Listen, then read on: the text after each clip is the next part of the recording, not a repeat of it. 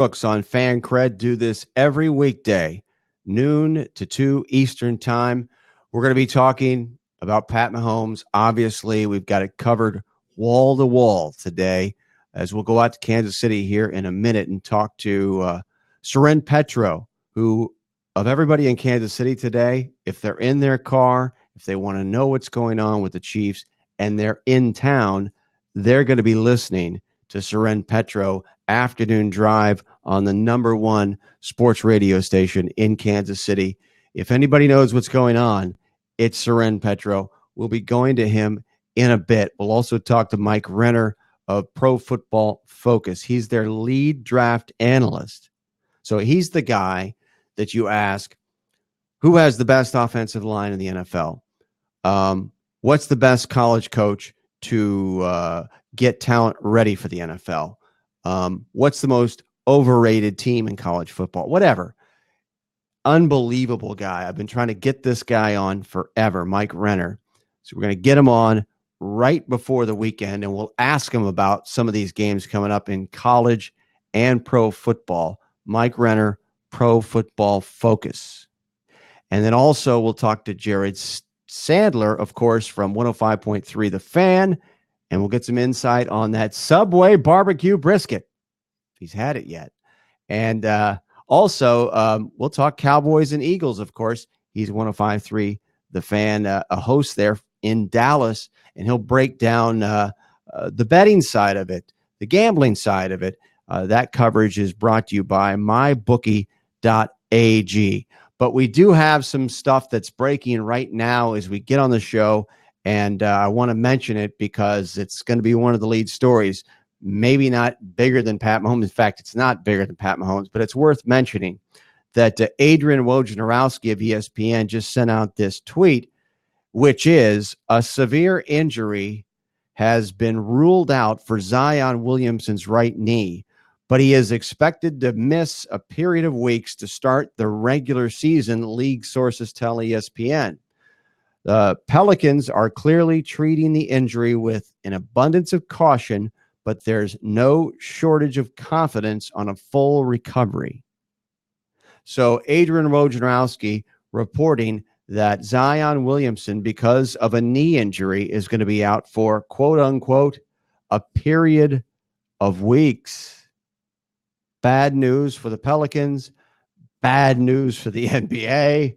Very, very, very unfortunate, because I, for one, would be dialing up Zion Williamson every time he's playing, of course, at least initially, and doesn't look like he's going to open the season. Well, he's not going to open the season with the Pelicans, the regular season, because of a knee injury. Now, the big question is this right knee injury, which Adrian Wojnarowski refers to it as a problem with his right knee, is that related to the injury that Zion suffered, of course, earlier this year, last February at Duke, when his shoe blew out and he sprained that right knee, and he was indeed out for, at that time, a period of weeks.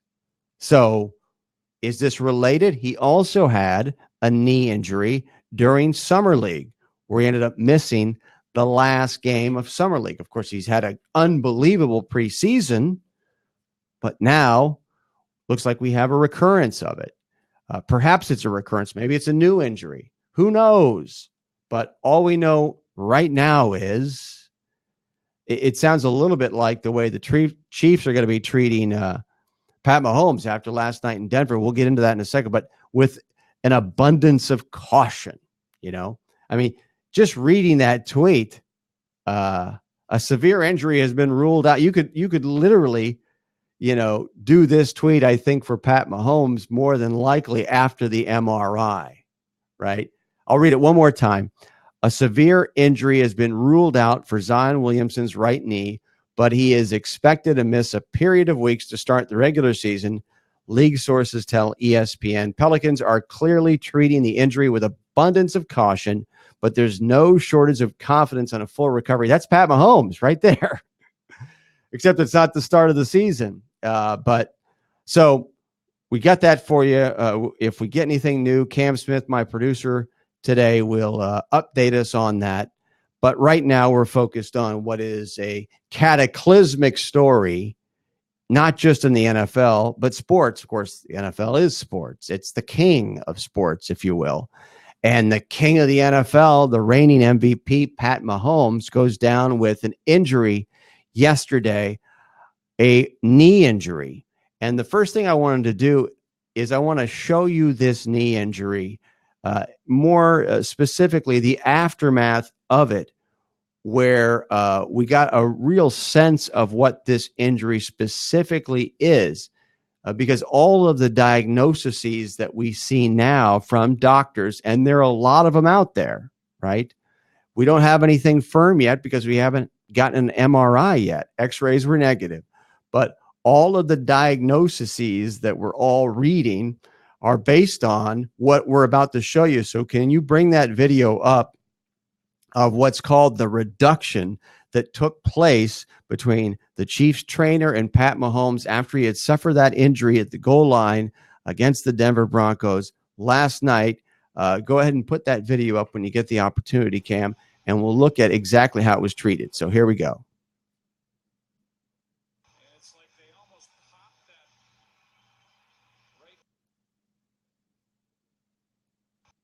right there.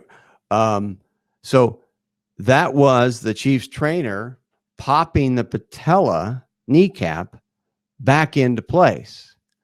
And one of the best things I have read about it actually is from the Twitter feed of our upcoming guest, Mike Renner, who will join us later on in this hour. And Mike Renner's father is an orthopedic surgeon. And so based on what took place there, Mike Renner posted a text that he received from his father, who again is an orthopedic surgeon. And this is how it was described in that tweet from Renner. He's likely, Pat Mahomes is likely out for a minimum of 2 to 4 weeks, and it could be easily longer, often associated with small cartilage tears or bone chips.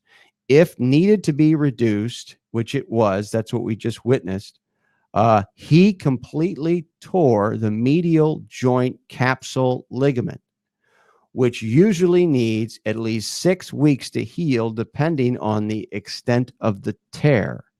Which, if that's the case, by the way, now we're back. That was the tweet. 6 weeks, if that's how long something that took place, which clearly it did, if that reduction that we just watched ended up resulting in the tear of Mahomes' medial joint capsule. Of course, this orthopedic surgeon, Mike Renner's father, is saying it would take 6 weeks to heal, depending, of course, on the extent of it. That would be really perfect for the Chiefs, because the Chiefs have upcoming 4 games, then a bye, and then you've got a 6-week period there where Pat Mahomes potentially could return in 6 weeks. Who the hell knows, of course. But that's what we do. We're looking at analyzing this thing. We're going to talk to people about it and get a sense of what's happening. But before we do that, I do want to at least give you the response that Andy Reid, or the comment that Andy Reid last night during his press conference in Denver after the game offered the media. It wasn't much, but we're going to bring it to you. So, Cam, when you get a chance, go ahead and put the video up of Andy Reid talking about the injury. Yeah, no, that was a called play, yeah, that was called. Probably shouldn't have called it, right? Is that what you're saying? Yeah. All right. And do you have any regrets about calling the sneak? You know, it can be dangerous. No, I mean, not too many people get hurt on a sneak, and so it's a freak thing, and you know, it happens. So, you know, I was proud of our guys stepping up, and you know, they didn't let down. Which you've seen that over the years. You've seen teams that let themselves down after one of your best players or the best player gets hurt, in particular the quarterback. And I was proud that our guys just stepped up and kept battling and really everybody up their game, I thought.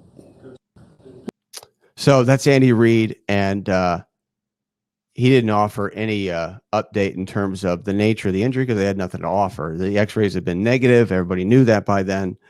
And so, of course, the debate that has ensued on Twitter is, should there have been a quarterback sneak in that situation?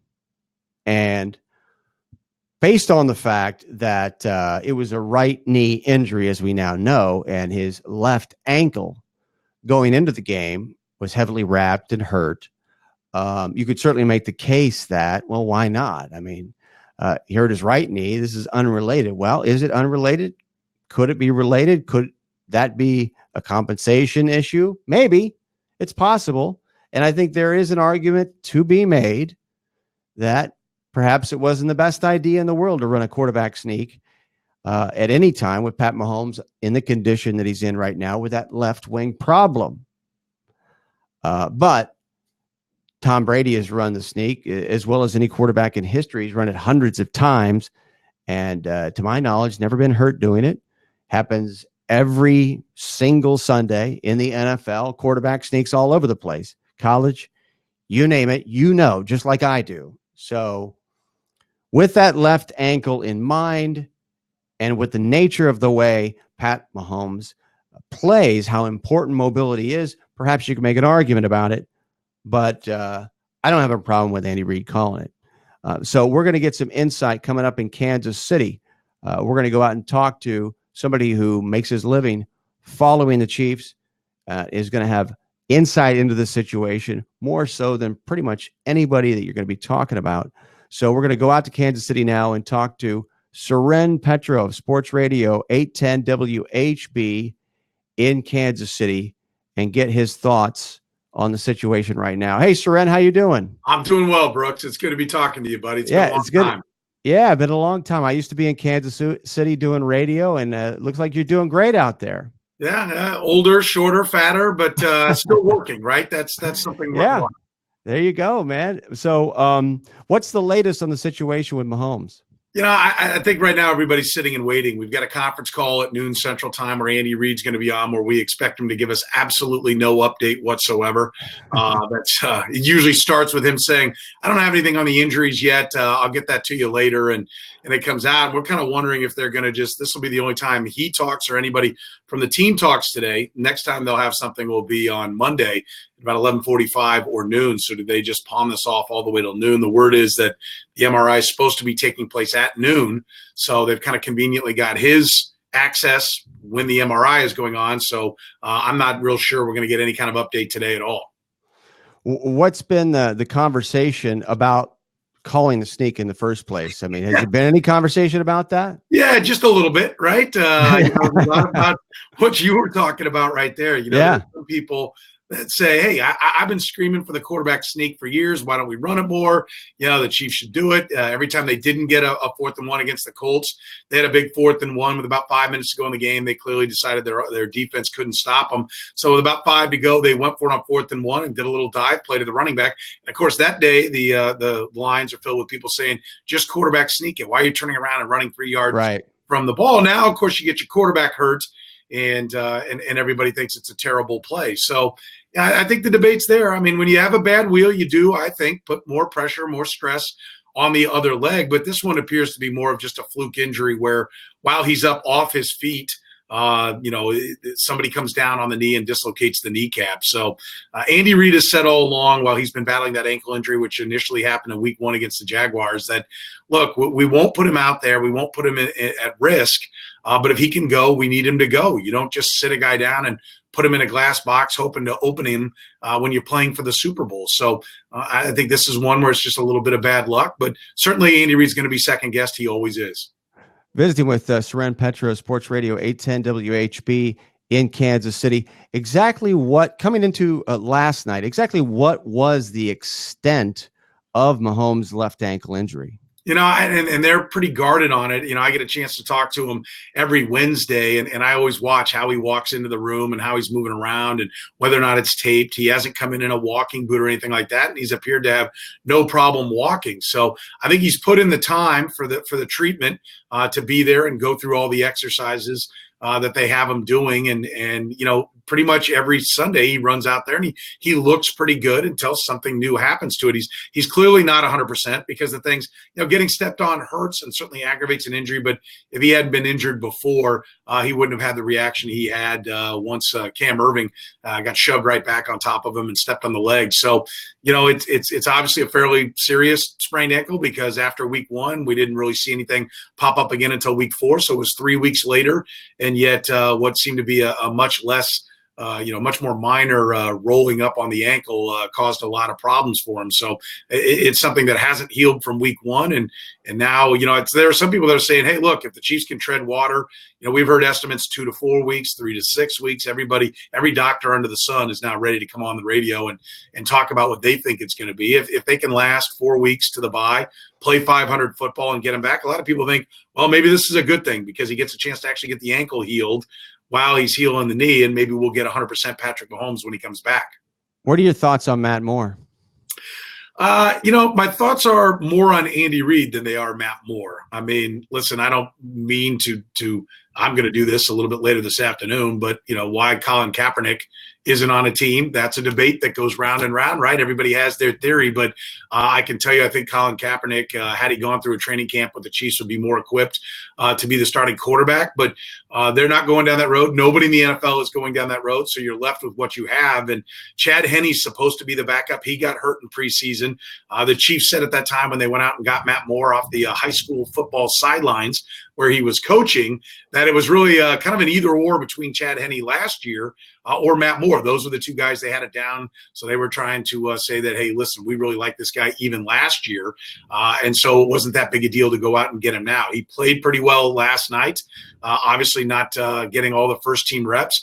And I think what you count on is Andy Reid is taking guys like Kevin Cobb and A.J. Feely and made them look good enough that teams have gone out and given them first or second round draft picks to get these guys. So the expectation is that Andy Reid will work his offensive magic. He'll certainly do things differently than he did with Patrick Mahomes, but that this will still be a good offense. The good news is you're not bringing them out there with second-class wide receivers. You've got Tyreek Hill and Travis Kelce, two of the best weapons at their position. If you can get Sammy Watkins back, he's a threat. McCole Hardman has lightning speed. You saw him make a big play finally last night. You'd like to have a better running game, and then they again struggle to run the football, and I think that's going to become a bigger factor. But if you can get Eric Fisher, the starting left tackle, I think that's one of the best kept secrets about really the Chiefs when they started 4-0 and everyone was calling them the best team in the NFL, and now the last 2 losses is really how the injuries have piled up. They didn't have Tyreek Hill. They didn't have Eric Fisher, the starting left tackle. Andrew Wiley went down in the last game, the starting left guard. So the whole left side of the offensive line was backups.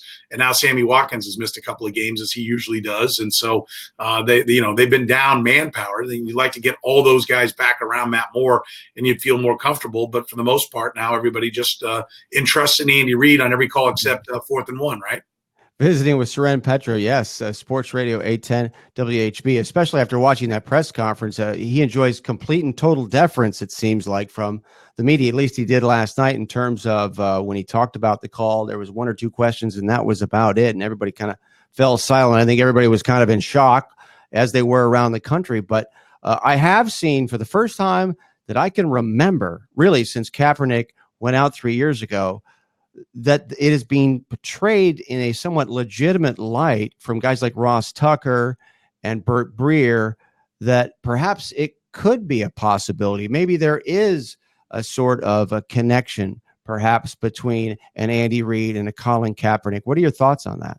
Listen, I think if anyone's going to do it, and I've said this for a couple of years, if there's any coach that could do it and would do it, I think it's Andy Reid. He obviously stuck his neck out for Mike Vick and brought him back with the Philadelphia Eagles, so he's been down this road. You mentioned how there were only a couple of questions, and I've talked with, I only cover the Chiefs, so I only know how they do things, but I talked to some of the guys. Jeff Chadia lives here in town, and so he's traveling around covering teams, and nobody shuts things down like the Kansas City Chiefs. I mean, they've got a guy ready there for a couple more. Okay, guys, that's it. Right. And that's obviously how Andy Reid wants it. And he's got that kind of power. As bad as it was around here before Andy Reid got here. The organization's certainly willing to let him run that however they want, and he's winning games, 6 straight winning seasons, 5 playoff seasons, 3 straight AFC West championships. So nobody in the organization is going to tell him to do it any differently. So they do a good job at keeping the questions away. But Reid's done it. I mean, number one, he's got that that insulation that he wants from any real tough questions. And I think when it comes to Colin Kaepernick, I'll say this: I give it a shot. Because one, he's been through it before and survived, and I think he has confidence that he can do it again.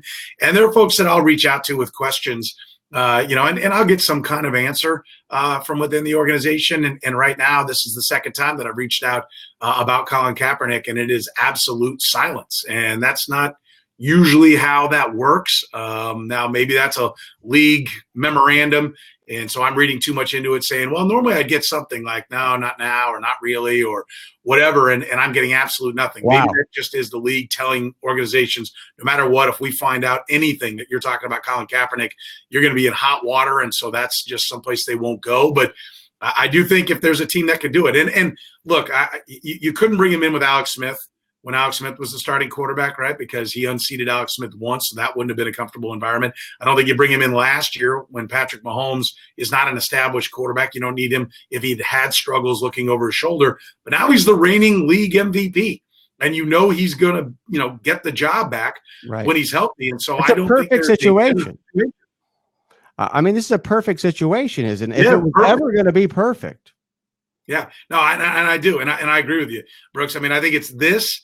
I thought maybe up in Green Bay with Aaron Rodgers, I think it's got to be a guy. If Colin Kaepernick, and this is the real question, right? The word from Seattle was that he wouldn't take a backup role. That's what they kind of seem to float out there through their media, is that, he's only going to take a starting role. If he's willing to come in and take what will ultimately be a backup role when Patrick Mahomes is healthy, you will never find a better situation, nor a better coach, nor a better offense with more firepower for him to come in and succeed. This is not going in and taking over one of the worst teams in the NFL with nothing, where he's just going to get beat to hell and have no shot of actually having success. This is taking over the driver's seat on the offense that was the best or second best in the NFL last year, was number 3 coming into this game. So, no, there will never be a better time for somebody to greenlight Colin Kaepernick as their quarterback than right now and right here in Kansas City. So besides Kaepernick, are there any other prospects, possible trade, other guys you might be hearing on the grapevine, or maybe you haven't heard yet that could be, or is it just going to be Matt Moore?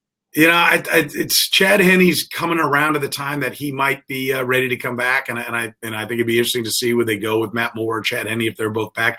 Kyle Shermer is the practice squad quarterback that if they're not going to bring somebody else in, I would expect them to bump him up to be the backup quarterback. But he was less than impressive in preseason, an undrafted kid that most people thought it was just a favor to his dad, Andy Reid being buddies with his dad, that they brought him into training camp, but he's still here and on the practice squad. I always kind of looked at that. Was that Andy Reid, giving him his first audition into coaching, like sit around here, learn the offense, learn how I do things. But now reality is, he may be the guy. That's number 2 behind Matt Moore. So, there's not a lot out there at the quarterback position. And I think that's why we all immediately go to Colin Kaepernick if we want to start talking about names. We're visiting with Soren Petro, Sports Radio 810 WHB in Kansas City.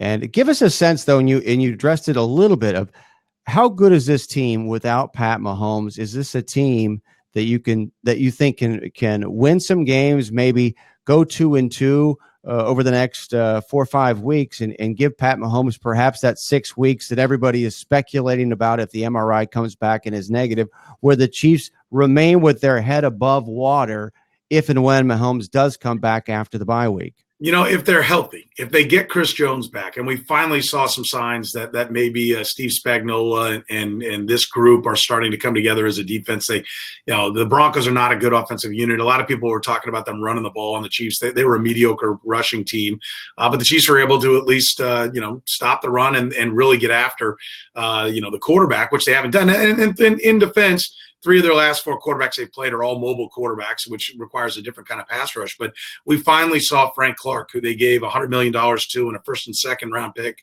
to the Seattle Seahawks, step up and have a big day and just all around get pressure on the quarterback. If that defense is going to be more of, and they won't be that dominant, right? Because the Broncos just aren't a good team. I don't care that they had a couple of close losses. They're not good. But if that defense can play more like that, and they can get healthy on the offensive line and get Eric Fisher back at left tackle, he's not great, but he made a Pro Bowl for a reason. He's a good, solid left tackle. And if they can get him back, then I think this is the kind of team that can go 10-6 or 11-5, be those Alex Smith Chiefs, still put up a lot of yards, go up and down the field, maybe struggle, settle for more field goals. Because you don't have the ability to just throw a dart into the end zone the way Patrick Mahomes did. I think 38 of his touchdowns last year came in the red zone.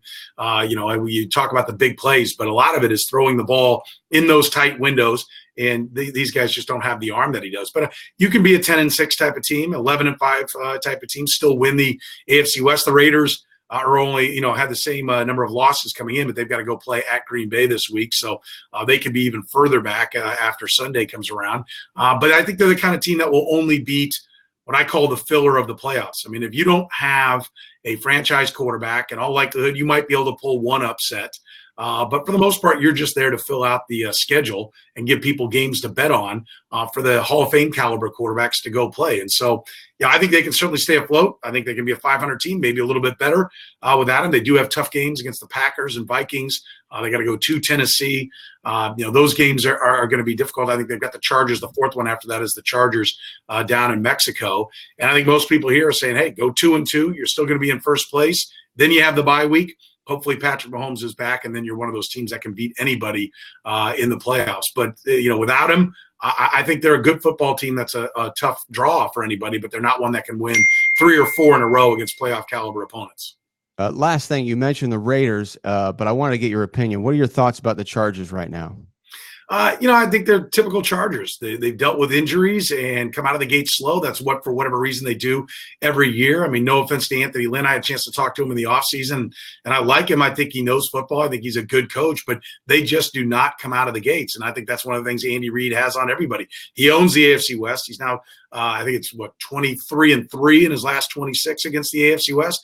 And he starts fast. He only had 1 year where he came out 1-5, and then they won 10 in a row and 11th in the playoffs. But for the most part, they come out, jump on everybody, and they're ahead of the game and able to ride that wave. So, I think the Chargers are the team that if anyone's going to contend, it's going to be them. I'm not sold on the Raiders yet, but they got to get going, which they usually do this time of year. And so if you're a Charger fan, I think you're getting pretty excited because the Chiefs did lose Mahomes, and maybe now the door's open and they get on their usual, midseason roll. That seems to be, what they look like most years.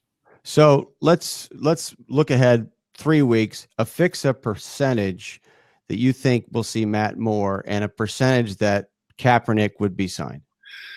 Just because we've waited so long for Colin Kaepernick, I would do it. Again, that's everyone's individual choice on where they stand on that subject. But, they do love their guys in-house. They very rarely go out and grab a guy. They did go get Stefan Wisniewski when they had offensive line problems last week, but they didn't play him. They played one of the young guys instead. So I'd say 90% it's Matt Moore, 10%, 9% it's Colin Kaepernick, 1% other. Really? That's great, man. This is great stuff. We'll have to do it again. Thank you so much for coming on, man. I appreciate it.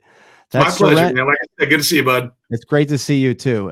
It's Soren Petro in Kansas City, afternoon drive, Sports Radio 810 WHB.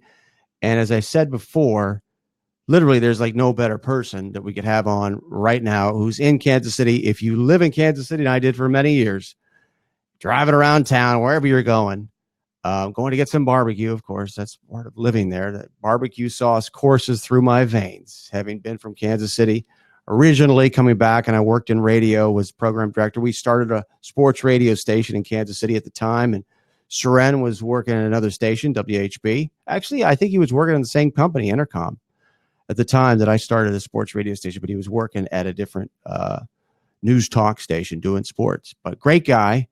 And but the Chiefs, that's his life. And if you want to know what's going on, that's who you listen to in town today in Kansas City. So we got the full scoop. We drilled down on that stuff, didn't we?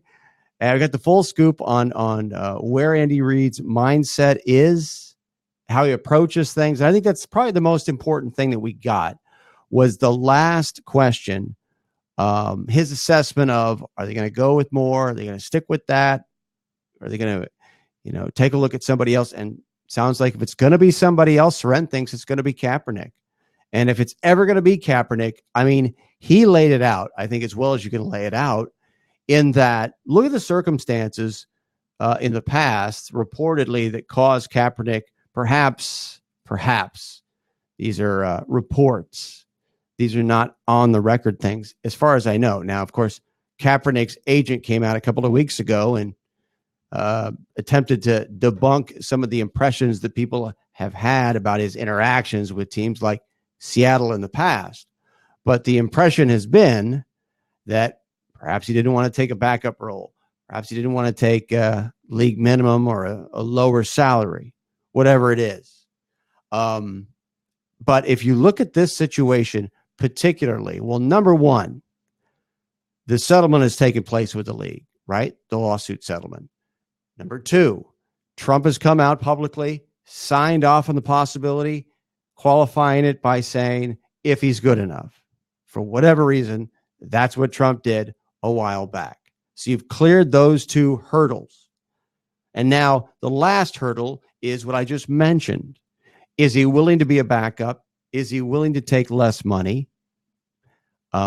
Because when you talk about market value, his talent has a certain market value, but that's not applicable in this case. And I think you got an indication from it when Soren said, when he's talked to his sources over at the Chiefs anonymously, it's radio silence. Normally he'll get a yes or a no or a maybe, but for this particular case, I mean, Kaepernick looks like an obvious guy that you would take a long look at. The fact that there's radio silence as far as Soren Petro is concerned in relating his experience with us over the last 12 to 18 hours tells you, well, number one, it doesn't tell you anything. They could be considering it, and they don't want that rumor out there. They don't want anybody to hear anything. Or it could mean no chance.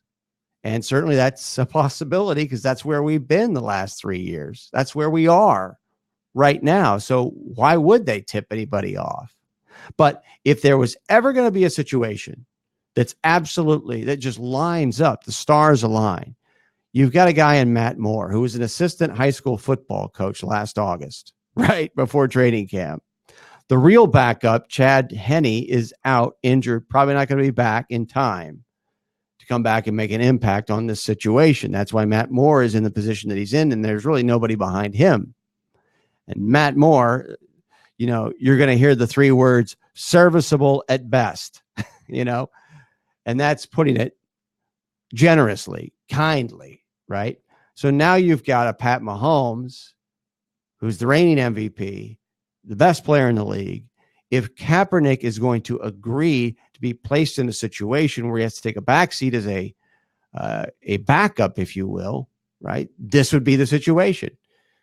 But he's also getting the opportunity to immediately play, theoretically, if they sign him, you would think, right? And that could be a great audition for him. Who knows? And you know, Mahomes could be out the whole year. But at the very least, he's going to get an opportunity to play, or else you wouldn't be signing him in this situation. So there's really no better possible scenario. Not to mention, and I haven't read these tweets. I don't think I have yet on the show, from Ross Tucker, former NFL player, and Albert Breer. Of course, we have Bert Breer on the show occasionally. And he's MMQB, Monday morning quarterback over at Sports Illustrated. Also, he is a major media figure in Boston at the Sports Hub 98.5. Albert Breer sent out a tweet earlier. Actually, the original tweet came from Ross Tucker, former NFL player, of course, NFL analyst. And Ross Tucker tweeted earlier today, and that's where I started going with this Kaepernick stuff. That's why I really grabbed onto it when I first saw this tweet. Ross Tucker tweeted earlier, I don't think I've said this about any team or situation in 3 years since Kaepernick's been out. But if Mahomes has surgery and is out for the year, Andy Reid is one of the few coaches who wouldn't be afraid to sign him. And could design a creative offense to best utilize his skill set, right? Now, that tweet was then picked up by Bert Breer, and then he tweeted out in reply really to Ross Tucker's tweet, Andy Reid actually hired Chris Alt, Kaepernick's college coach at Nevada, as a consultant when he got the Chiefs job to try and modernize his offense with spread concepts, which helped set the table to get more out of Alex Smith, who played for Urban Meyer at Utah. Let me repeat that one more time. Andy Reid actually hired Chris Alt, who was Kaepernick's coach at Nevada, right? And Reid hired Alt as a consultant when he got the Chiefs job to help him try and modernize his offense with spread concepts, which helped set the table to get more out of Alex Smith. How about that? So the college coach at Nevada for Kaepernick, Chris Alt, was hired by Andy Reid to help Andy Reid redo his offense. So there's a connection right there, thanks to Bert Breer telling us that. And now we're talking to somebody in Kansas City who literally follows the Chiefs 24/7, is on the air every day. Clearly has a lot of credibility, right? Sren Petro, we asked him, what are the odds, fix a percentage to it? And he said 90% Matt Moore, 9% Kaepernick, 1% other. Of course, if you listen to the media today, and I've listened to talk shows all morning on radio and television, I haven't heard anybody talking Kaepernick, at least in the way that we're talking about it. Maybe they are. I could be totally wrong. But what I've listened to, all right, and I've listened to a lot of shows, the prominence of Kaepernick has not been in evidence. In fact, he hasn't been mentioned when I've heard analysis of this situation. So what I've heard so far from people is a trade for Fitzpatrick, Eli Manning, Marcus Mariota, all those guys, right? Mariota. That's what I've been hearing. But clearly, this could be a legitimate possibility. But I think the key takeaway so far, at least in my thought process, as we're kind of figuring this thing out on the fly, everything's kind of flying around, and as you see other media members pop up, and understand that, and not necessarily in the case of these two guys, but a lot of times when media members float things out, longtime NFL guys float things out, they're not just making stuff up out of a vacuum. Now, they may be pulling things out of the back of their memory bank and providing that information, that connection, but a lot of times, perhaps some of the things that they're tweeting and saying, perhaps could be in relation to some of the things that they're hearing from teams around the league that could be in play in a particular situation or scenario. And that could be the case here. It might not be. Who knows? But that's a pretty direct connection when you think about Andy Reid relying on the college coach of Colin Kaepernick to help design the offense with the Chiefs that they're using right now. I mean, come on. Give me a break. It's right there. But here's the key to this whole situation, I think. I think more than likely this could be predicated on this part of the tweet from Ross Tucker. This is from his earlier tweet that I already told you about, but I'm going to repeat this part. He says, I don't think I've said this about any team situation in 3 years, but if Mahomes has surgery and is out for a year, that's the key part of it. Gone for the year. Now, remember, if Mahomes has surgery, he's coming back great as new, good as new, whatever. He's coming back. And that's the whole point of it. He's going to be spiffy good as new. And so Kaepernick knows that's coming, right? Of course he does. So he's got borrowed time with the Chiefs. He's trying to audition for starting jobs, you would think. He doesn't want to settle for a backup next year. But if it's the remainder of the year, that's a great opportunity for him. And it gives him extra time over a long period to at least perform in more games as he gets acclimated to an offense, which he clearly is already familiar with. So you would think that really, if Andy Reid's doing his job, he's exploring the possibility. Now, what's a little disconcerting to me in the conversation that we had with Seren, I'll go back to it. I already mentioned it. Seren said, with his sources, and keep in mind, Seren Petro has been there doing sports radio in Kansas City in a prominent way for 25 years, covering the Chiefs every day. That's his livelihood. He's got a lot of credibility. So when he says he's calling over to talk to people in the organization, right? And it's radio silence on the possibility of signing to Kaepernick or doing anything.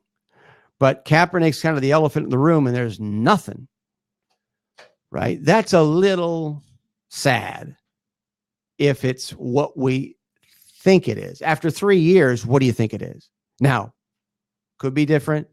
You sure as hell don't want to get rumors out there, I guess, right? This is not a typical situation. And if you were going to sign Colin Kaepernick and you were in Andy Reid's spot, what would you do? You're not going to tell anybody until you do it. Not going to build that up. Or, I don't know, maybe you float it out there. I will say this. I did a poll this morning on my Twitter account. I want to read one of the responses. I did a poll where I asked about the situation with the Chiefs. And the poll question was, if Mahomes is out for 6 weeks, what do you do? That's the poll question on my Twitter timeline. If Mahomes is out for 6 weeks, what do you do? And then I gave you 4 responses to participate in this poll. The first response, nothing. Stick with Matt Moore. Second response, trade for Eli Manning. Third response, trade for Mariota. Fourth response, sign Kaepernick. I should do a new poll, by the way, and say in fact, I think I will. If Mahomes is out for the year, what would you do? And that's the poll I think I'm going to do while we're doing the show. But so here are the responses. Again, if Mahomes out 6 weeks, what do you do?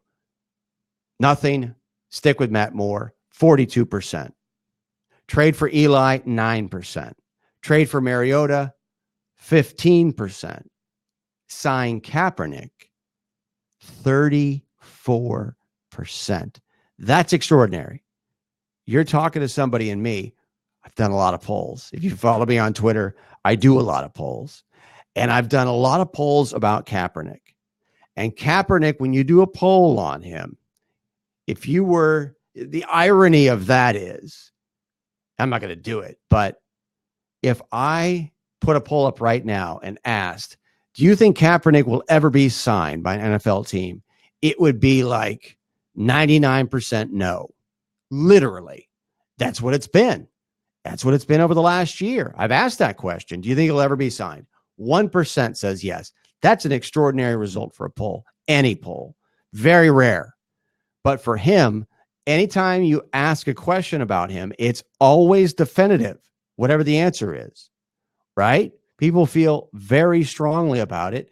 And of course, we see you don't have to feel strongly about a guy not getting signed for 3 years when he's got a lot of talent. And we're watching people like Mark Sanchez being pulled off the street and 15 minutes later installed as the Redskins quarterback. Remember that game against the Cowboys, that disaster? Right. So when Kaepernick's not getting signed, it's not a stretch to say no chance. And now we get this information from Seren in relation to the specific Chiefs situation. Radio silence. But my point is the fact that he has over a third of what is well over 1,000 respondents. It's like 1,400 right now, right?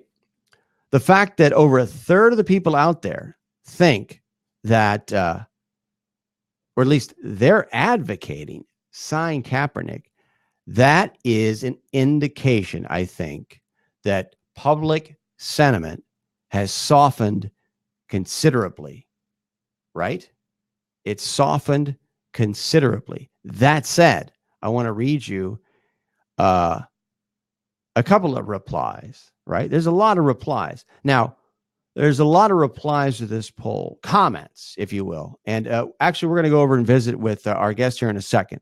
But I want to finish this quick thought. One of the comments was, adding Kaepernick to your poll made it unbelievable. He hasn't played in over 2 years. It would take 6 weeks to shake the rust off. Repost and see what the response is. And I think that's fair, because if it's not a year, you could make that argument. But you see how strongly people feel about Colin Kaepernick, one way or the other. Now we're joined by Mike Renner of Pro Football Focus. Mike, I really appreciate the time, man. Thanks so much. No, I appreciate you having me on. Thanks so much.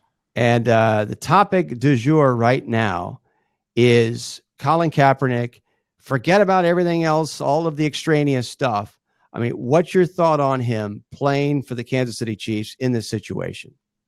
I think he probably would be their best option, given what is currently on the roster, what we've seen from Matt Moore, just basically over the course of Matt Moore's career. Now, I know he hasn't played in a while, but I think things like accuracy, arm strength, and his mobility have not changed. And we've seen, the way the NFL is trending, offenses like the Ravens, offenses around the league, if you have a rushing threat at the quarterback, it opens up a lot of things, especially in the passing game. You don't have to be Drew Brees and make these amazing reads and have incredible accuracy to run an efficient passing offense if you have that dual, that two-headed monster in the backfield of that option running threat. In the way that the Chiefs offense sets up right now, without Pat Mahomes, is this a team that can keep its head above water? Let's just say he's out for 6 weeks, where they're not going to go 0-4. It's not going to be a disaster. I mean, what's your assessment of this Chiefs team without Mahomes, with the prospect of him coming back? I think it's pretty bleak, because they were winning. I mean, they had to win shootouts. They have a bad defense. This is probably a bottom 5 to 10 defense in the NFL. And I don't care who you are. I don't care how good your scheme is, Andy Reid. You still need a signal caller who can get the ball accurately down the football field. And I do not believe they have that on the roster right now. So I don't think it's going to end well. You have the Packers coming up. You have the Vikings coming up. Those just are two quality teams that you need Patrick Mahomes to beat. You're not going to beat those teams with a backup QB at this point. Visiting with Mike Renner of Pro Football Focus and lead draft analyst for PFF. And so I'm so excited to have you, dude, because I can ask you questions. And man, you legitimately know you've done the work, the heavy lifting. When I ask you about somebody like Jared Goff, because when you listen to all the analysts and all the people that are out there, you really don't get a lot of specifics. But what's your assessment of Jared Goff? I just think Jared Goff, the difference between him not under pressure versus under pressure is so great. He just crumbles. A lot of guys, pretty much every quarterback in the NFL is worse under pressure. There's no debating that, but some guys can handle it better than others. I just think Goff, with the offensive line he has now, that's the biggest thing. And it was towards the end of last year, too. The offensive line started falling apart. When he's kept clean, he can make spectacular throws on the football field. I think he's great with the football. Anytime he is under pressure, you just see a panic in his eyes that you don't see from other quarterbacks. So I think that's the biggest thing. Everyone wants to talk about Todd Gurley injury, the running game not necessarily being as great as it's been in years past. To me, it's a function of the offensive line. They don't have the offensive line they had in years past, and that's why you see this sort of step back from that offense. Is the offensive line the most important position when it comes to the success of a team, that you directly correlate a position to success, to wins? Is the offensive line number one, or if it isn't, what is? I think quarterback still is number one at having an elite quarterback.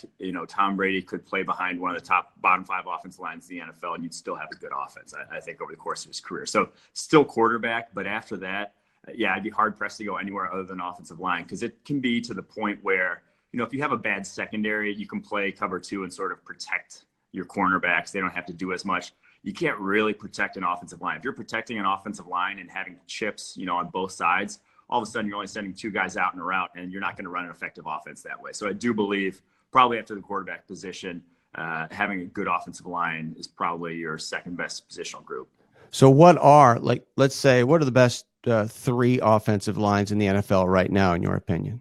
Well, I think when healthy, the Cowboys are at the top of that list. And because we've seen a huge jump from Lyle Collins. Now, they're not healthy right now. Lyle Collins and Tyron Smith are both out. But when they are healthy, I think that is the top offensive line in the NFL. Philadelphia Eagles, number 2 on that list. I'd put, again, it starts at the tackle position. Having 2 tackles, Jason Peters, Lane Johnson, does so much for you from an offensive perspective. You can just put those guys on islands, not have to worry about them. They're going to get the job done. So that's number 2. And then number 3, I think New Orleans Saints, for, again, the same reason. They might actually have the best tackle duo in the NFL with Teron Armstead and Ryan Ramczyk there on the left and right side, respectively. So I think those 3, I mean, and how well they've been able to maintain their offense, even without Drew Brees, is a testament to that offensive line. So I put those as 1, 2, 3 pretty easily at this point.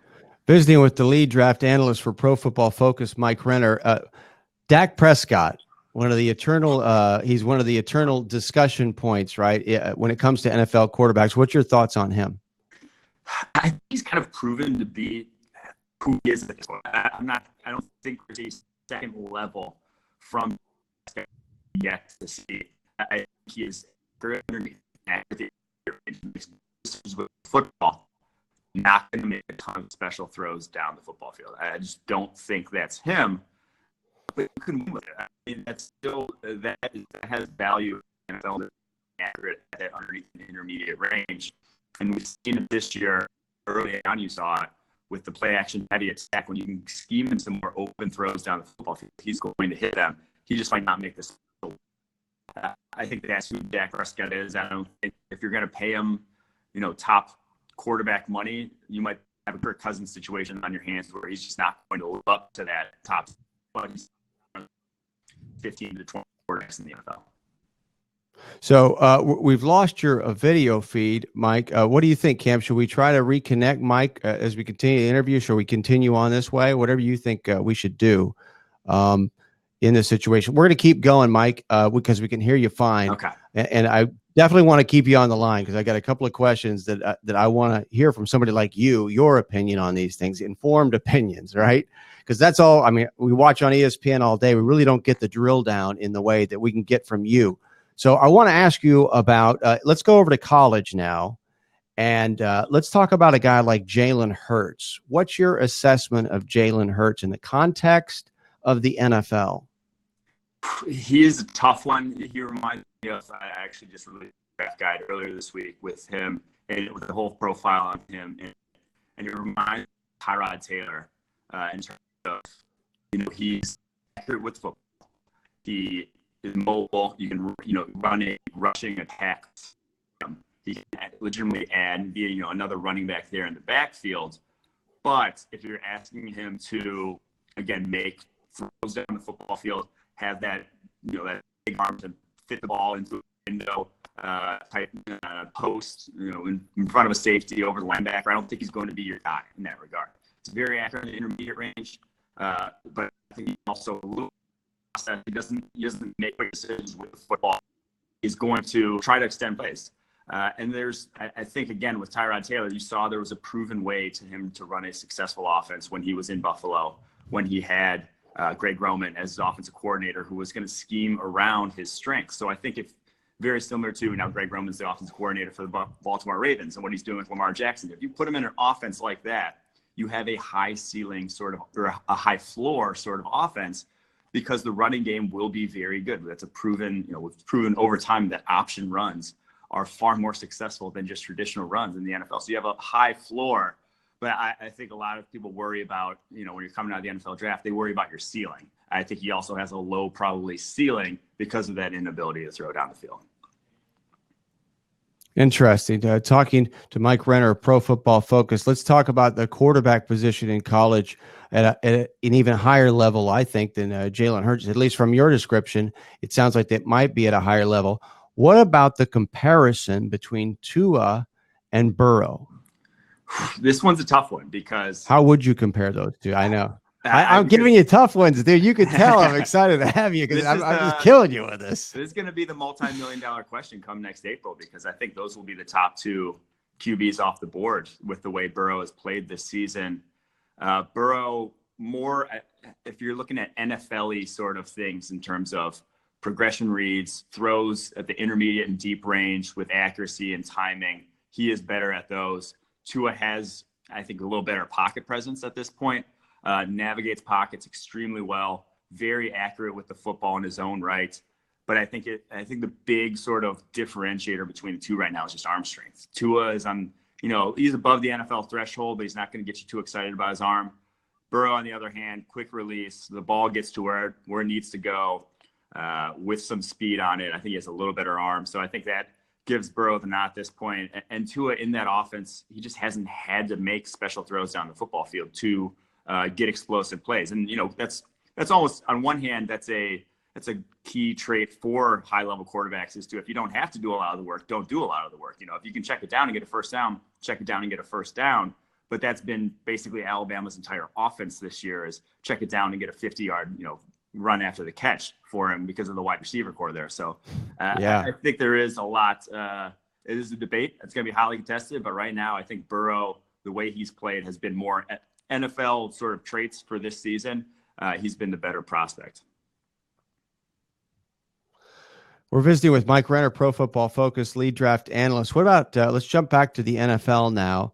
And what are your thoughts on Lamar Jackson? I mean, how legitimate is he as a quarterback, as we understand quarterbacking in the NFL? And do you think that the way perhaps he's playing right now, that could be a permanent solution for the Ravens? Could that work eventually?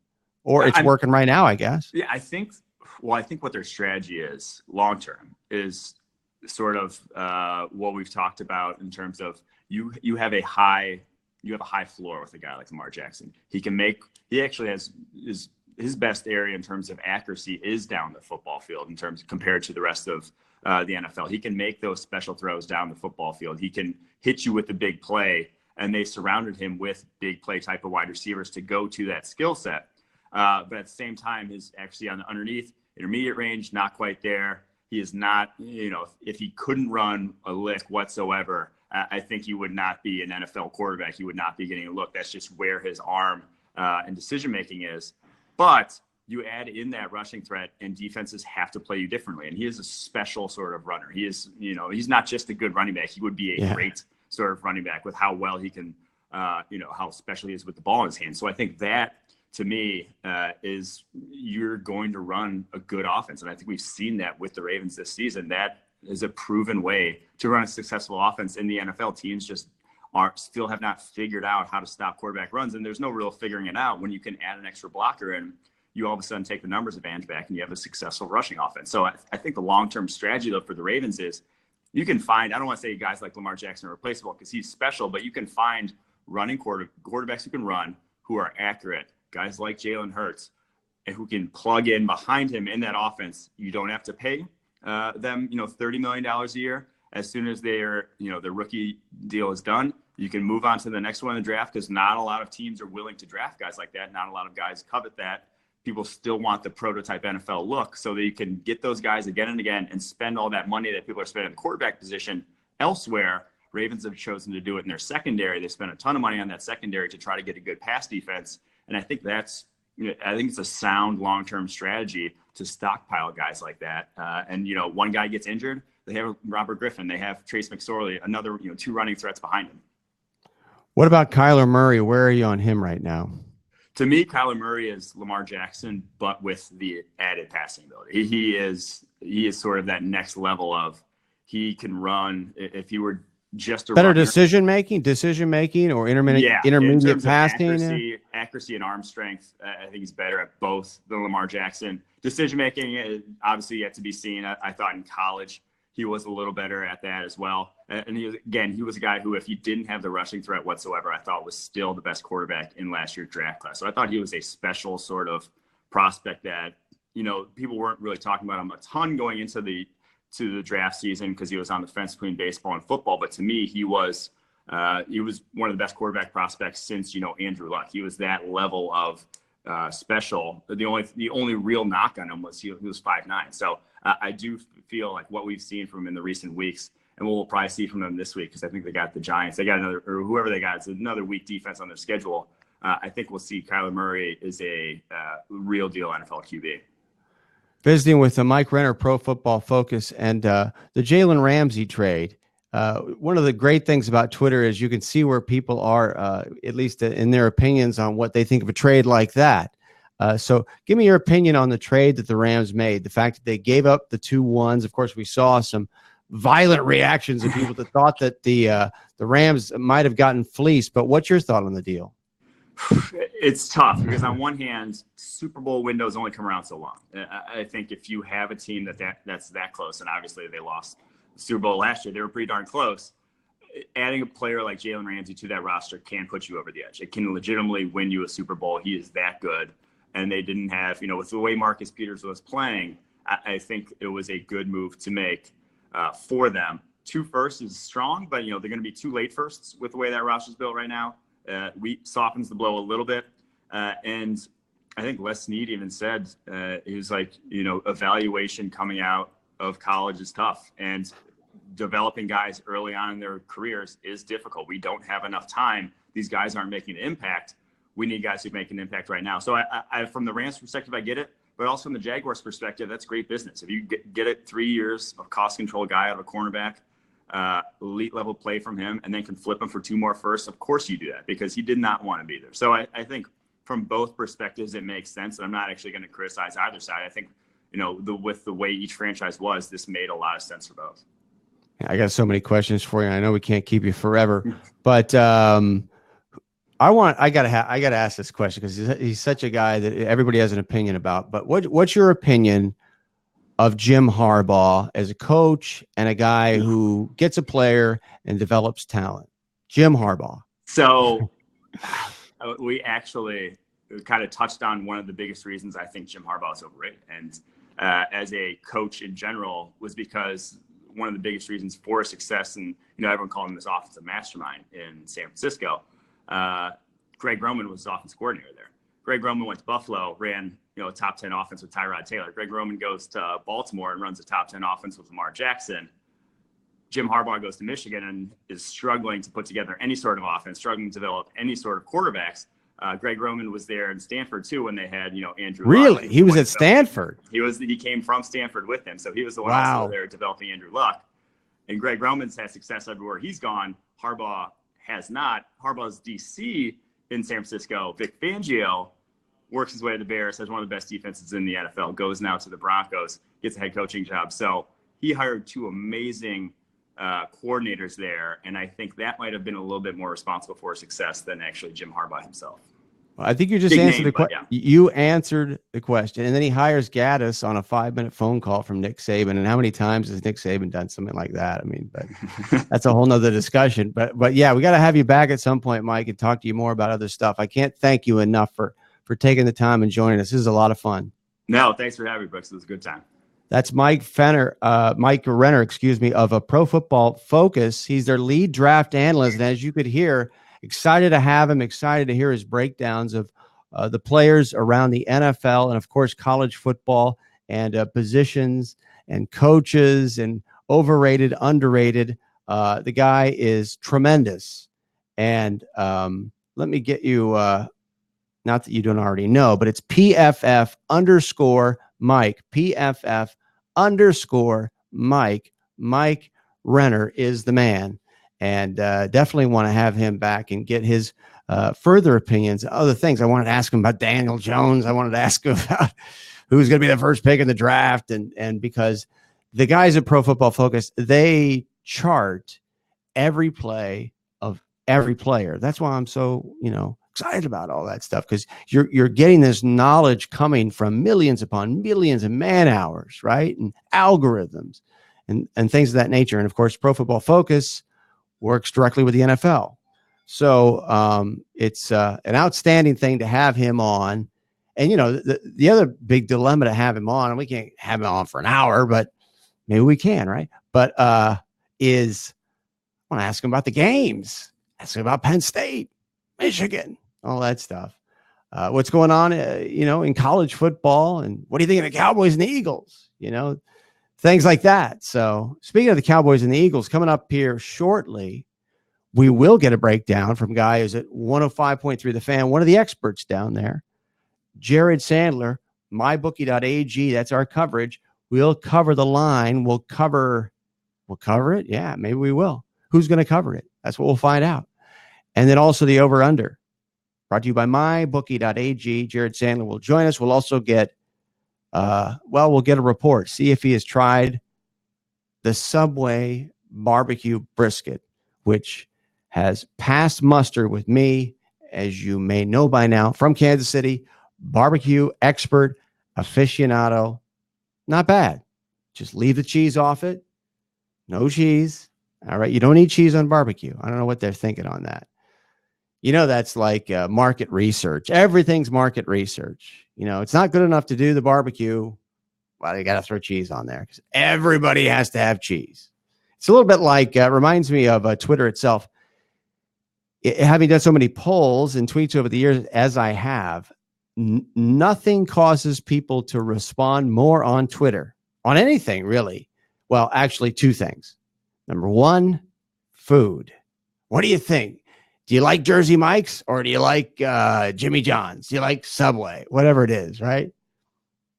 People go berserk. Everybody, of course, everybody's got an opinion because everybody's tried it. That and animals, specifically dogs. Dogs. People are consumed with dogs, which they should be. I am. Love them. So we're going to be talking about the Cowboys and Eagles coming up. We had Jared on last week to talk about the debacle that was the Cowboys and the Jets. And now, of course, Amari Cooper unavailable, and the walls are closing in on Jerry Jones right now. And this is a real referendum game, I think, on the Cowboys as a team, in that they're going to play this game without Amari Cooper. Dak Prescott fighting for his life, and they're going to face a good team in the Eagles. So what's interesting about this game from my perspective is when the season started, we were talking about Dallas and Philadelphia. Well, those are the two best teams in the NFC. Not anymore. I mean, you could, off the top of your head, name several teams that are better now than Philadelphia and Dallas, namely the entire NFC North, right? The whole NFC North. If you want to throw the Bears in there, feel that strongly, and the Lions. You got the Packers and the Vikings. And, of course, the Packers and Vikings coming up on that Chiefs schedule. So it ain't going to be easy. If Kaepernick is going to be signed, you're looking at this schedule. And I'm not saying he could play right away. That's the other dilemma. That's the big dilemma, I think. But getting back to the Cowboys and the Eagles, I mean, you look at the AFC North. You look at Carolina with Kyle Long, the Saints, San Francisco, Seattle. I mean, all those teams, if they're not better, they're close to being better than the Eagles and the Cowboys. Cowboys are on the lower end of that as well. So they're hanging on right now, I think, by their fingernails. So we'll get into that with Jared Sandler coming up. But one thing we haven't talked about today, and there's new developments coming out, and I'm going to get to it after we talk to Jared. I just sat there and talked NFL for 10 minutes. Hadn't planned to, but I want to get into the Adam Silver stuff that's come out and the response from the Chinese government. If you haven't heard, and you can get that video ready here shortly, Cam Smith, our producer. Adam Silver came out yesterday during a Time magazine event and said, but really claimed that the Chinese government asked him to remove Daryl Morey as the general manager of the Houston Rockets. Very specific. He's saying that officials, but then he hedged a little bit and said government officials and business and all that. People in the business world both indicated it sounds like they wanted the head of Daryl Morey on a platter over in China. So we have the video, which I haven't seen anywhere, really, except for one little comment from Silver. But we have the video of the full context. This is about a few, 45 seconds, something like this, or a minute. where you can get the entire picture of what Adam Silver said yesterday in relation to his situation in China and Daryl Morey. So when you get a chance, Cam, go ahead and play that video. This is Adam Silver yesterday addressing the situation with Daryl Morey in China.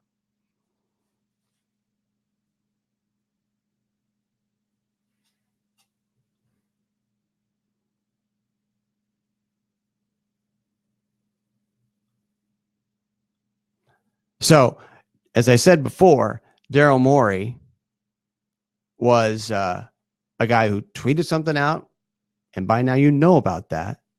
Adam Silver in the NBA initially came out. I know we're working on the clip right now. Adam Silver originally came out, issued 2 press releases, one in the English language, which, though deferential, right, indicated the NBA not happy about what Daryl Morey had done. Now, the Chinese language NBA press release called it regrettable specifically, right? That went out to China, disseminated by the Chinese government, essentially almost, well, you could call it pandering, almost an apology to a certain extent. Let me know when you have that clip, by the way, Kim. And so after that, later, Adam Silver calls a press conference in Tokyo after that initial response to the tweet. And it's then he says that there will be no apology from the NBA, and we support Daryl Morey's right to freedom of speech and freedom of expression. And that's when really all hell broke loose over in China, where they started to take the banners down, right? Where all of a sudden media was canceled and they barely got out of there. The Lakers and the Nets playing the games. So do you have that clip of Adam Silver? So then Silver yesterday, now in the States, addresses the situation also once again and revealed something while more. we were saying we regretted upsetting our fans, that also at the same time supporting Daryl Morey's right to express himself, right to tweet. Obviously, we made clear that we were being asked to fire him by the Chinese government, by the parties we dealt with, government and business. We said there's no chance that's happening. There's no chance we'll even discipline him. So in that context, I was saying on one hand we were supporting free expression, but again, maybe I was trying too hard to be a diplomat in saying that we understand, though, that the reaction, by the way, not by the government, there was no regret that directed to the government, to our fans. As I said, hundreds of millions of them in China. Subsequently, because I saw that, in my mind, that was being misinterpreted, we wanted to make an absolute clear statement that the values of the NBA, these American values, we are an American business, travel with us wherever we go. Mm-hmm. And one of those values is free expression. And we wanted to make sure that everyone understood we were supporting free expression, and also making clear that the Chinese people, again, less about the government, but our Chinese fans understood that providing a platform for freedom of expression is different than adjudicating a particular point of view. And so I didn't see it as my role as commissioner of the NBA to weigh in on the substance of the protest, but to say, here's this platform. And in fact, Joe Tsai, the new owner of the Brooklyn Nets here in New York, also wrote a piece in which he wanted to give a Chinese perspective on how they saw the activities in Hong Kong. And I thought that's perfectly appropriate too. So really interesting to hear Silver go on that, go on about it in terms of his stance towards the Chinese government. Obviously, it was different when he was over in China. I guess that's somewhat understandable. But to his credit, when he was in Tokyo, he was very specific in saying that there will be no apology from the NBA, and that he supported Daryl Morey's right to freedom of speech. Amazing, isn't it, that got very little play over here in the States, as did that yesterday that I just showed you. Very little play. And the subsequent denial by the Chinese foreign ministry today on Silver's claim the Chinese government is denying today in an Associated Press report and a report from the South China Morning Post in China that they ever asked for the head of Daryl Morey, which, of course, isn't surprising. What's to me just as interesting is the lack of coverage here in the United States over this ongoing, continuing story, right? Now, there was a lot of coverage. Of course, we were a big part of this when LeBron James addressed the situation earlier this week. And it was a storm of coverage from United States media outlets when LeBron, understandably, it was understandable that there would be more coverage when LeBron talks about it, but it's still a huge story. And when I checked ESPN's front page yesterday, and I checked it throughout the day, remember, ESPN is really the disseminator. I mean, TNT and TBS, I understand, and Inside the NBA, and there's other outlets, NBA TV, right? But ESPN is really kind of the NBA oracle to the mainstream here in the United States. And so when I looked at the headlines, they have the top story headlines over on the right on ESPN.com. The headline for the comments you just saw, obviously the lead story is they asked us to fire Morey. They demanded that we fire Morey. That's Adam Silver addressing the Chinese government. Asked for that. That's a huge accusation. Of course, it's being portrayed as a fact. It's not a claim, it's a fact. And now the Chinese government is challenging it. Now, who do I believe more? Adam Silver, of course, right? But it is interesting in the way that it's portrayed, that it just happened, right? But on the front page of ESPN.com, what do we get? Their lead headline, their one sentence, and it's like the second or third story. This is way before Mahomes. This is, as I'm looking at the story happening, this is before the Chiefs and the Broncos. And this is as much coverage as you're going to get on ESPN on this subject, right? What was their headline? Their headline was NBA suffers a significant loss of money, right, in the China situation. I think he described it as a dramatic financial loss. So it was something to that effect. Losses in China, dramatic, in quotes. That was the headline, right, over at ESPN.com, right?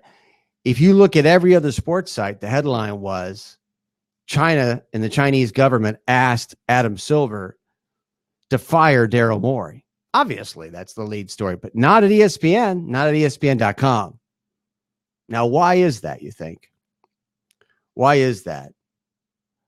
Because ESPN is disseminated by a Chinese streaming company into China, and they have a strategic agreement. This is my opinion, right? And so their content is being disseminated through the web and through streaming, both into China by third parties who are represented by the Chinese government. I'm not saying that that's exactly why it was positioned that way, but if you're wondering, I mean, that has to be in the back of your mind. And now you know, and you already probably had that idea if you watched this show the last couple of days, because we've laid that relationship out. So we're going to get to our guest here, Jared Sandler, in 1 second. I want to read this. Adam Schefter has reported at ESPN on Pat Mahomes' MRI. Mahomes' MRI was, in the words of a league source, quote, good. And, quote, it turned out to be a best case scenario, unquote. Prior to the MRI, the team believed the best case scenario was Mahomes missing about 3 games. So sounds like very good news for the Chiefs. I guess. The guy's hurt. He's hurt. We'll have to wait and see what happens. But sounds like the MRI came out pretty well. So now we want to bring up Jared Sandler. He's in Dallas, 105.3 the Fan in Dallas, and he's going to give us our Dallas Cowboys coverage, which is brought to you by mybookie.ag. How you doing, Jared? What's up, Brooks? How you doing? I'm doing great. Of course, the question is, have you had the Subway brisket? Yes. No, you haven't, right? No, I have not. I'm a bad person. We went with there's a great pizza place. So last week when we talked, I was in Madison. I told you that I might do it late night, but they've got this pizza joint called Ian's, and actually Travis Frederick recommended it. He went there, of course, and they've got like crazy late night pizza. It's not like, I mean, they have pepperoni, they have your typical cheese, but it's like Caesar salad pizza or mac and cheese pizza or like penne pasta pizza, like crazy stuff. And so we ended up going for that instead of the Subway brisket sandwich. But I will, one of these days I will do it. I'm so pathetic, man. I'm so pathetic. I'm going to start pestering you about it. But no. So, but I want to talk to you about the Eagles and the Cowboys. And this is one of the more interesting games, if not the most interesting game so far on the NFL schedule, at least coming up this weekend. And so what are your general thoughts about Dallas and Philadelphia coming in? Well, my first thought is that in typical Cowboys fashion, they've got everyone thinking that the world is coming to an end. And as little playoff success as they've had under Jason Garrett, and as back and forth their regular success has been, when they've had at least decent teams and they're playing these big regular season games, they do typically play really well. And you go back to last year, they were 3-5, had a brutal loss against the Titans, and it was aided by the Amari Cooper trade. That Titans game was the first game with Cooper, but then they kind of got going. But they do typically bounce back nicely. Now, if this is the end of the road for Jason Garrett and players are, as some people have suggested, starting to tune him out, then maybe this will be different. But what I'll say is that, injuries just can't be an excuse for this team because, A, the Eagles have their share of injuries as well, particularly in the secondary. And B, I mean, the Cowboys just lost to a team 2 weeks ago, and the Packers, who dealt with injuries. And they, you look at quality teams, they've got, I mean, it's not like they're losing their quarterback here. They've got Dak Prescott, they've got Zeke Elliott. You've got to be able to work around these things. I think it's going to be a really interesting matchup. The question for me, the big question is, can the Cowboys protect Dak? Because, my gosh, you can question the play calling last week all you want, and I do think it was very unimaginative, and it did resemble the Jason Garrett play calling era and maybe not what we are told to expect from Kellen Moore. But it's tough to be creative when your quarterback is getting absolutely annihilated. It's tough to use his athleticism when he is getting beat up play after play. I can understand if they would come out and be honest and say, listen, we didn't want to expose him to more contact than he already was exposed to. So there's a chance Tyron Smith and Lyle Collins play. If they do, that would be huge. If they don't, they've got to be creative and find ways to protect Dak. Speaking of being creative, what's the status of Amari Cooper as we speak? As of now, it appears as if he is going to play. It certainly is not a situation like last week where at this time it was almost certain he wasn't going to play. The arrow's trending up. I think today's a big day for a lot of those guys, for Tyron Smith, for Lyle Collins, for Amari Cooper. We might not get a definitive yes from those guys today, but I think today's a day where you could get a definitive no, and it doesn't seem like for Amari Cooper we're going to get that definitive no today. Visiting with Jared Sandler, 105.3 The Fan, our Cowboys coverage brought to you by mybookie.ag. Before we get to the lines and the over-under, got to ask you about the animated GIF or the video that was out there about Jason Garrett, as Garrett was the subject of the video where the players came off and Garrett was offering, the high fives, the low fives, and there was no response from a couple of Cowboys. I mean, as ridiculous as that sounds, I hear you talking about that maybe there's some speculation that the players aren't responding to Jason Garrett.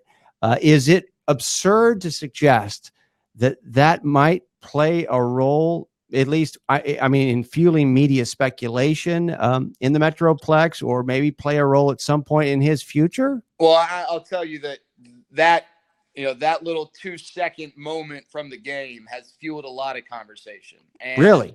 Yeah. And you've gotten plenty of former athletes, football players, non-football players chiming in throughout the Metroplex on whether it does or doesn't mean anything. And it's tough to know for sure because obviously DeMarcus Lawrence and other guys aren't going to come out and say, yeah, I saw it. I spurned my head coach. But man, I mean, there is such a low percentage of high fives that do not get returned. I mean, it's like you see it all the time, and it seems so trivial, but golly, in the moment, the best explanation I got, and I don't think that DeMarcus Lawrence and whoever just didn't see it, because it's not like Garrett was standing amongst a group of people. I mean, that's stunning. Yeah, he stepped out on the field. It's your head coach. It's your boss. You better show some respect. The only thing I can think of is that within the moment, there was such a frustration about the way the game was going that, they took it out on their head coach. And, listen, Marcus Lawrence and a lot of these guys make more money than the head coach. So it's not like they have that sort of financial fear. As is the case in a lot of sports, it's the coach who goes, not the player. And I think that automatically drops the level of need. I don't, if I did that to my boss, I'd get someone saying something to me, probably him. So I have a really tough time. I try not overanalyze silly things, and this could be in that category, but man, I have a tough time thinking that it means nothing because you just never, ever, ever see that. I mean, think of how many high fives are offered by a head coach every given week in the NFL. And I don't know the last time that I saw, a little clip like that of guys spurning their head coach. So it's tough to just totally write it off. All right. Now I want you to analyze Jerry Jones. Just give me your psychological analysis of him this week in relation to the past. Has he said anything or done anything this week out of the ordinary that might indicate that Garrett really is in deep right now, in trouble? Or not?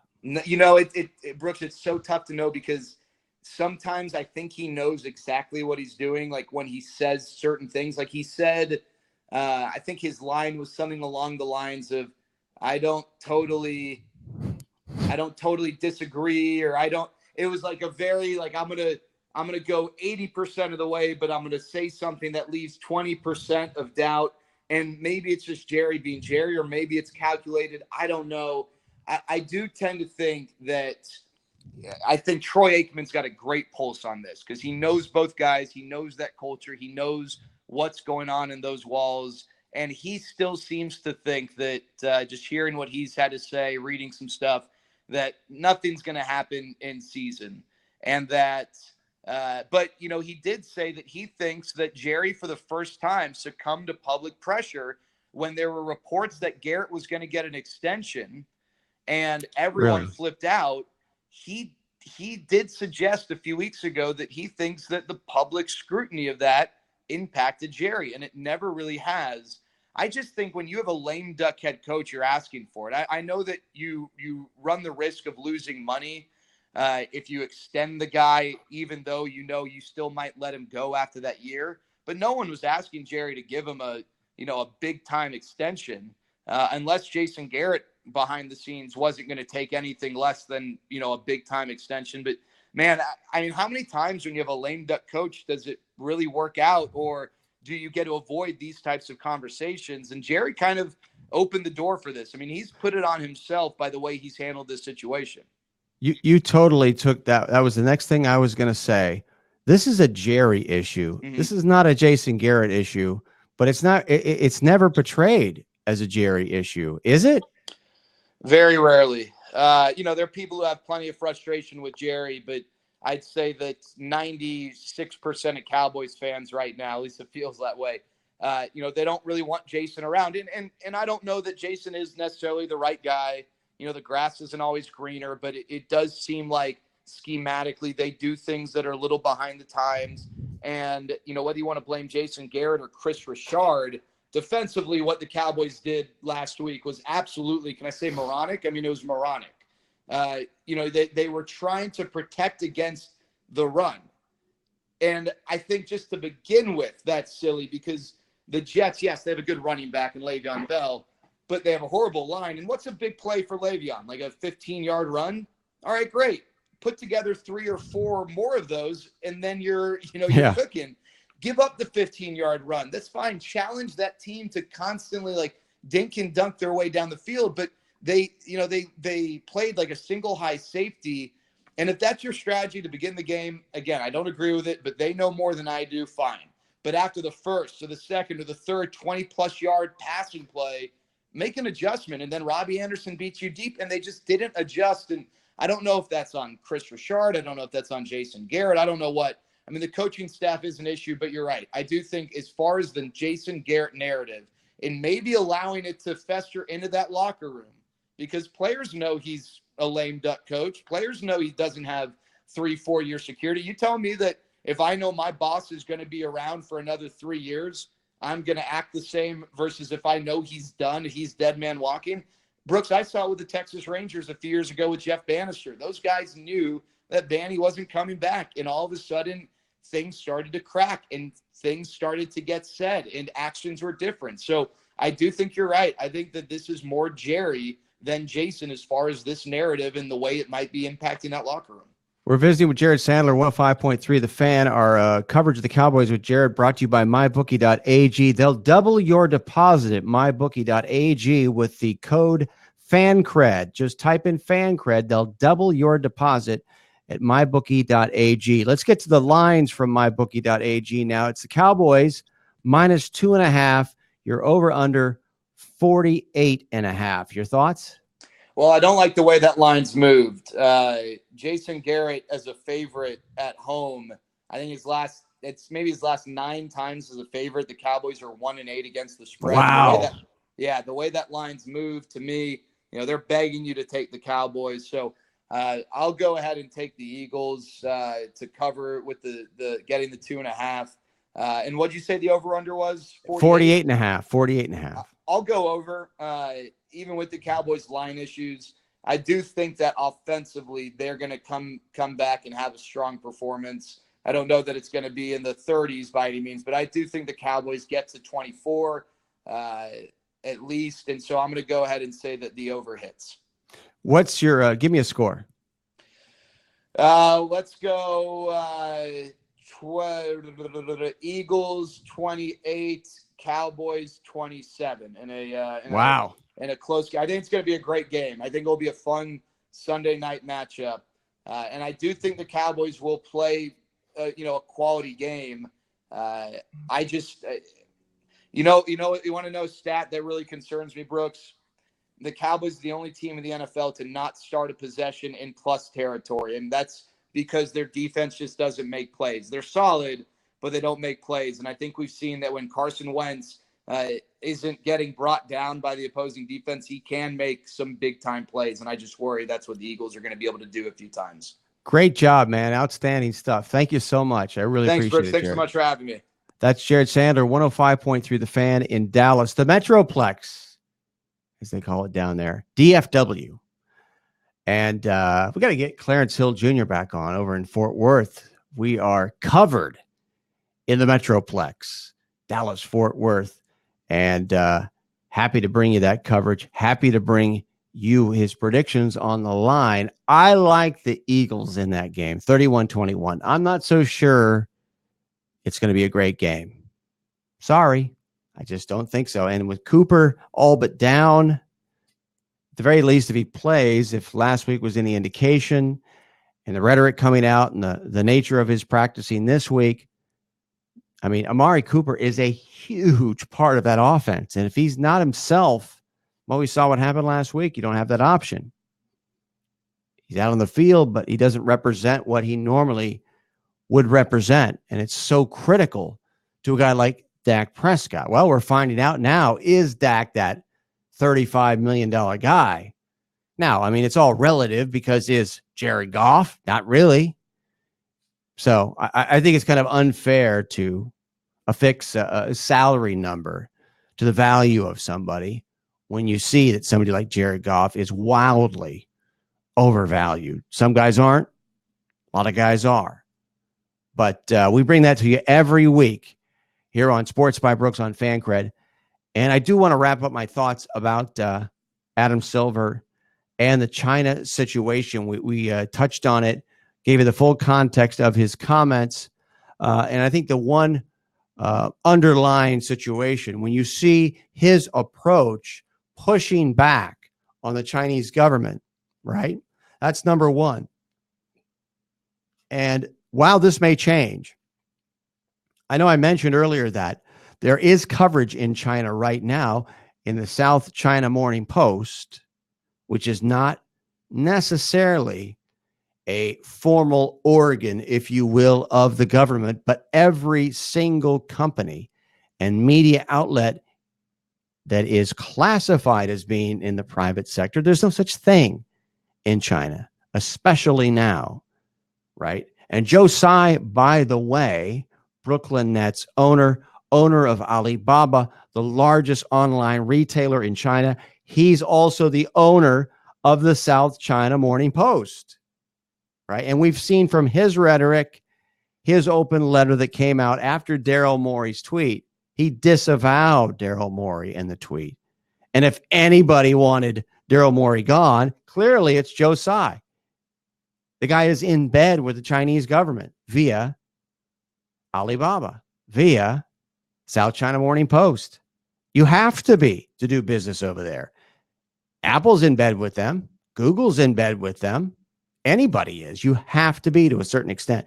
Wasn't necessarily all that way, or it wasn't necessarily that way before 2012. Certainly not in the way that it is today.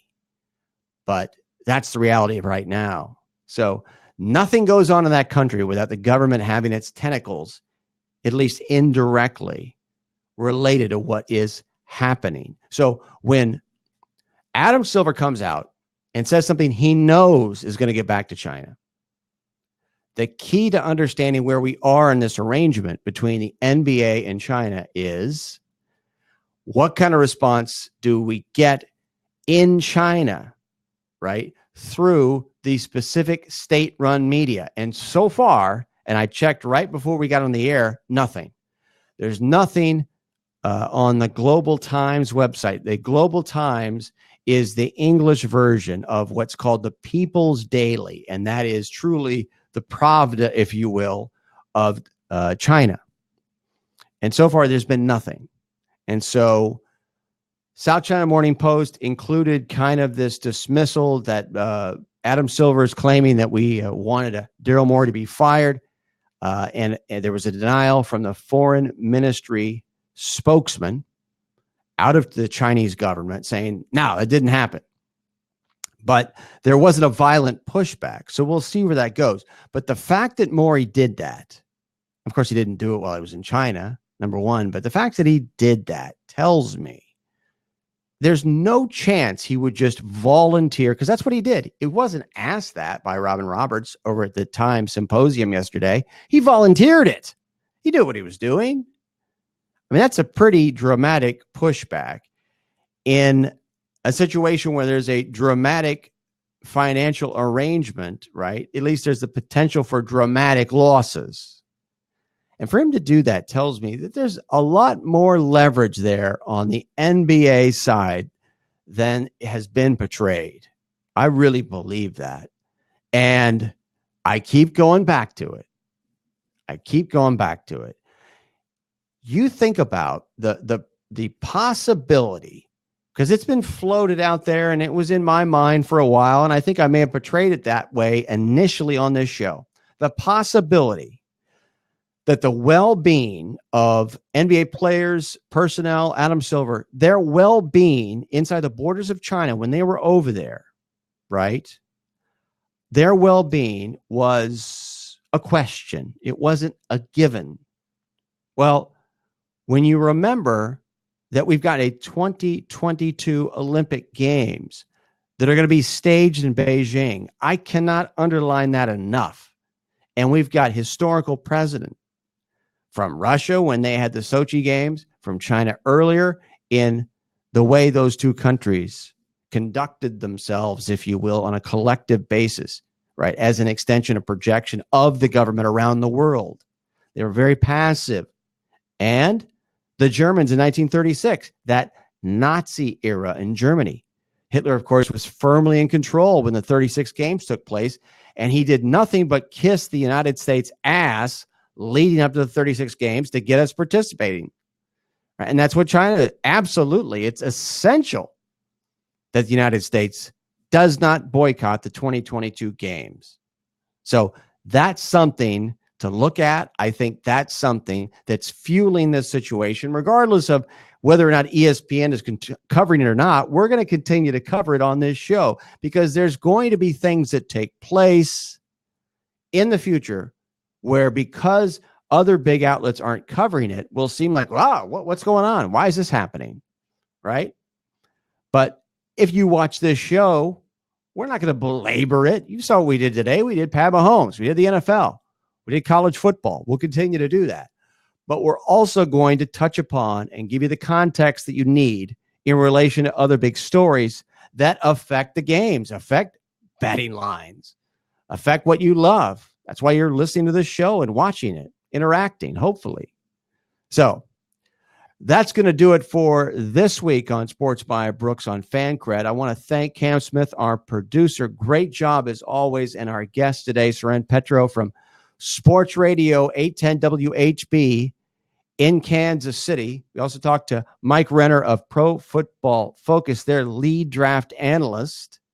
And then moments ago, Jared Sandler of 105.3 The Fan in Dallas. We'll be back on Monday with a full array of material for you that matters to you for the full week, Monday through Friday, noon Eastern time, every single weekday. And from Los Angeles, this is Brooks Melchior saying so long. This has been Sports by Brooks on Fancred.